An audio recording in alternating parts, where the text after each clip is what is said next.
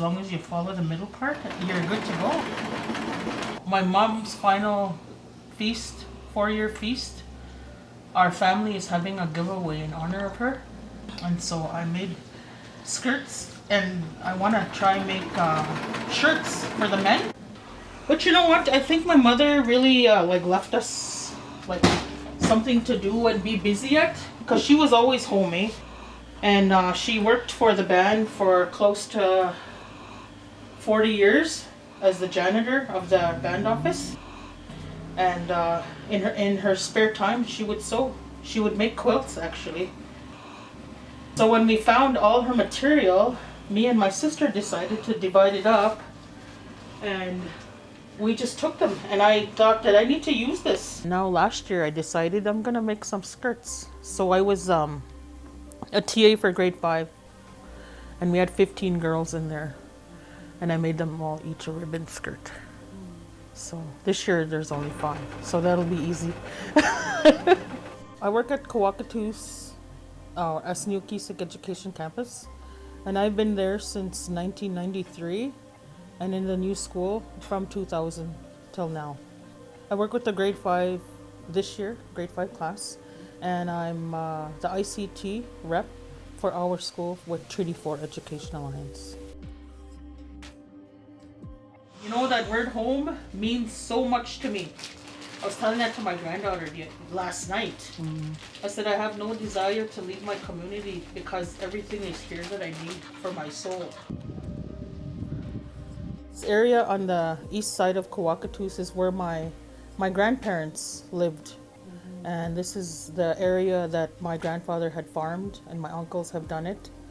And no one has done it since my uncles have stopped doing it for probably like the last 5 years. So, and my uncles live north of us here. I have six siblings. One passed, oldest sister, my oldest sister passed of cancer in 1984.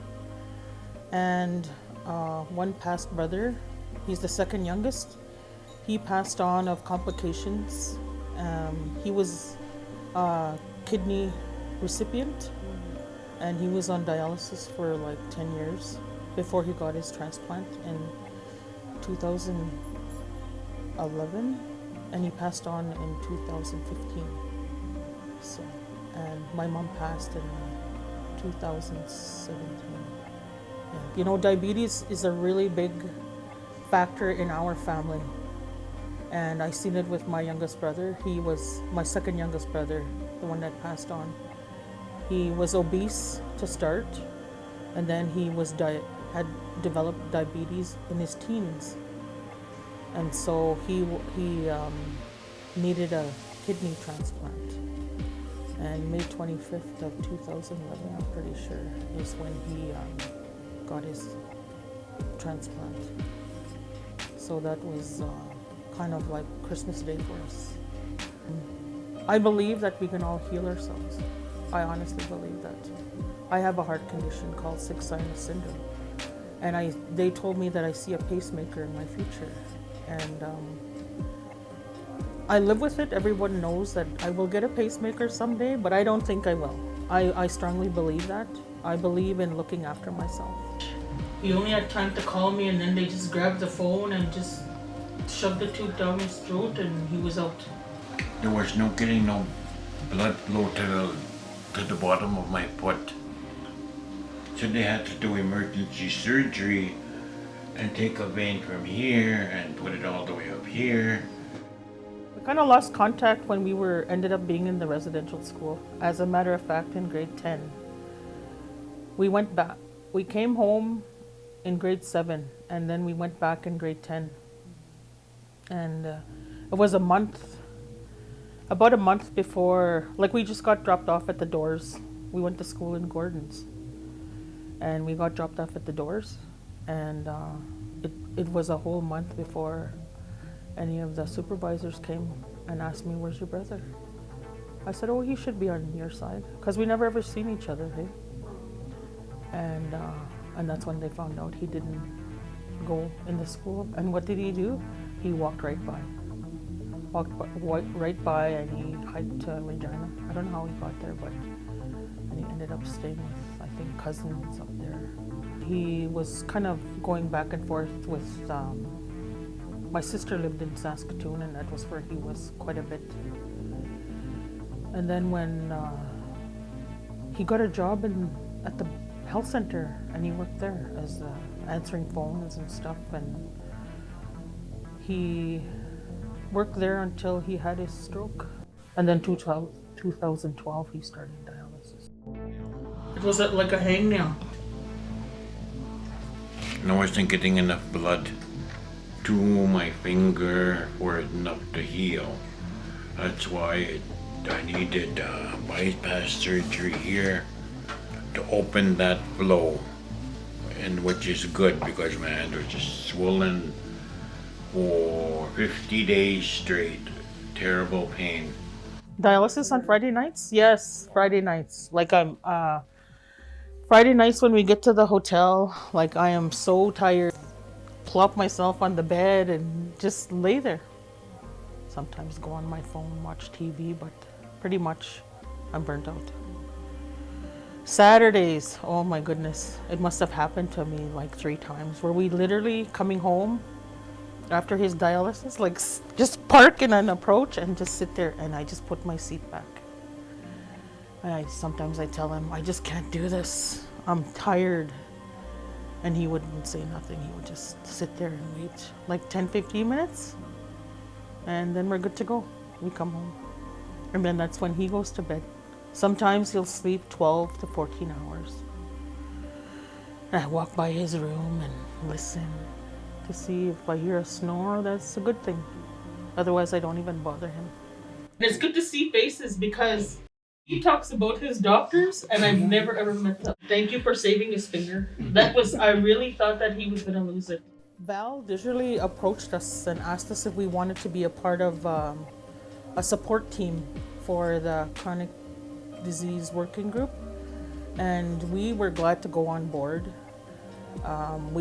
We came together, and she explained to us how we would look after each other and looking for supports and promoting what, or helping to prevent what could happen to us, to our children in the future by not living healthy and living a clean life. So there's so many things out there that affect each and every one of us, and our family dynamics, our family health issues, and knowing our hereditary illnesses, like heart disease, diabetes. This was in 2008. I got Bell's palsy, and I had no idea what that was. But talking with my uncles, and they said that their mom, my grandmother, had Bell's palsy. My mom did. My 2 sisters did. We're not the only ones that live with that every day, but connecting with the people that are going through the same thing, almost the same. It's to me, we're getting energy from each other. So, and it's okay to vent once in a while, and somebody that's going to actually understand what you go through every day with your sick loved one. It's just I love going to those. To me, it gives me the chance to like let other people know that we're okay. Yeah. We're okay. I'm so proud of my sister. She keeps me intact. We are twins, and she's the healthy one, and I'm the one that takes all the bad. We were raised like that, to look after each other. I've seen it with my mom. She's looked after her late husband. He had diabetes. He was the chief of our community, and he was a very sick man. My sister, when she had cancer, my mom looked after her as well. And she had 3 kids, and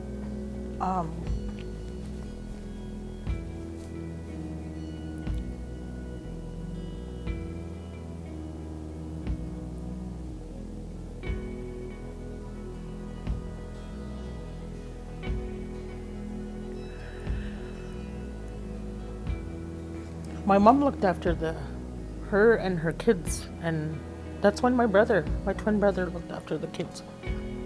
Yeah.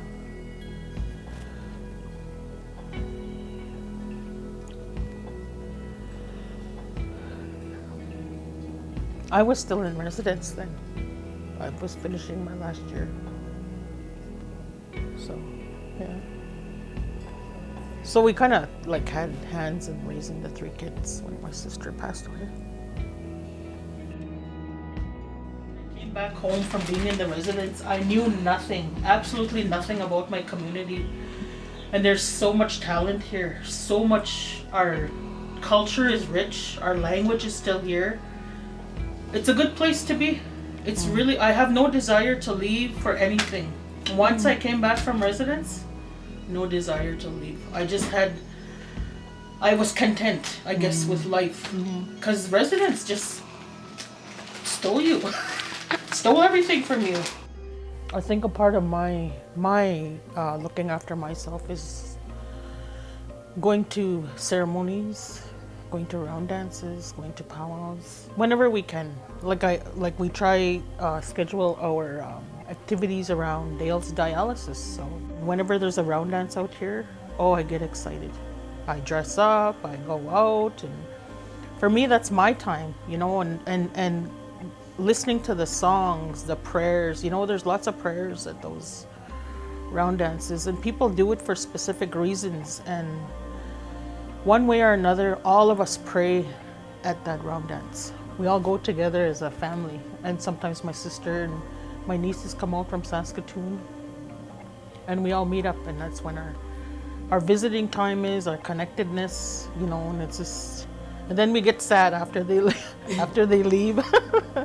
Yeah, but yeah. My grandson actually used to sing. Before he was 2, he started singing. My youngest brother gave him a hand drum at 1 year old for his first birthday. So he started singing, and you should hear him sing. It's like it's like those, I don't know where the songs came from, but I know that they must mean something to him. And it's when he sang that one song and I recorded it, it's really, really powerful. He was still in Pampers and he was singing.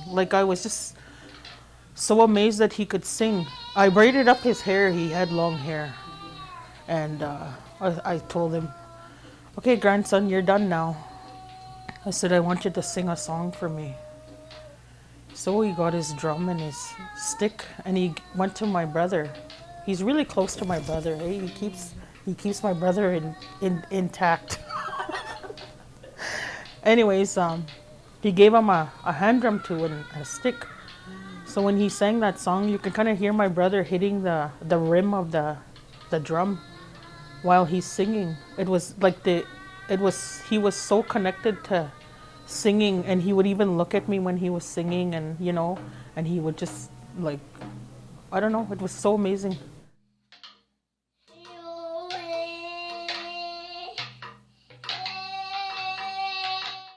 My comfort is just coming home. This is my home. There's so much warmth here. There's connectedness here. There's a kinship north of me here. My uncles still live here. I go check on them once in a while. I make bannock for them and I take it over, just visiting with them. I think it's instilled in every one of us to care, to love, to keep each other healthy, And I think looking after myself too, through prayer, through friendships, that makes a big difference. And with understanding people in my workplace, because they know that I look after my brother, and they understand when I have to take him to a specialty appointment, I need to be there because I'm the caregiver. So when they do procedures like that, they're very understanding, and they allow me to go with him to his appointments and stuff. So I know it's a scary process, but when you have the support out there, it's not as bad as you think it is. You know, the health center is really connected to Dale. Like, that's the place that he was working at before. So he knows all the services there, all the help that's there, the people that are specified in certain areas like diabetes, with, you know, chronic illnesses, and, you know, they are always willing to help him with his needs when I'm not here, when I'm at work especially. Because when I work Monday to Friday, and the medical services pick up Dale Tuesdays and Thursdays. So Saturday is my time to do my part in helping him be a better person, a healthier person. So my role as a woman, I guess, is to help the young ladies to recognize their role as a woman, you know, to put the skirt on and, you know, help in the kitchen and prepare the food. It's my way of helping the young ladies to become who they are, you know, to recognize themselves and honoring themselves and wearing a skirt. I've had a few girls ask me to make some skirts for them. And this one little girl was really sad because she said, "Oh, everybody has a skirt except for me." She says, "I don't have no one to make me one." So that's when I decided I'll make these girls skirts. I actually did a skirt for a young lady that graduated this year, just a couple weeks ago. And I wrote in her card quotations. I said, "Empowering young women one skirt at a time." Our family roles. What is our role in each family in the community? You know, who do you go to when you need this or that? Or, you know who to go to here in this community. And everyone's understanding about that. And that's why I love my community. It's a caring community. I love this place.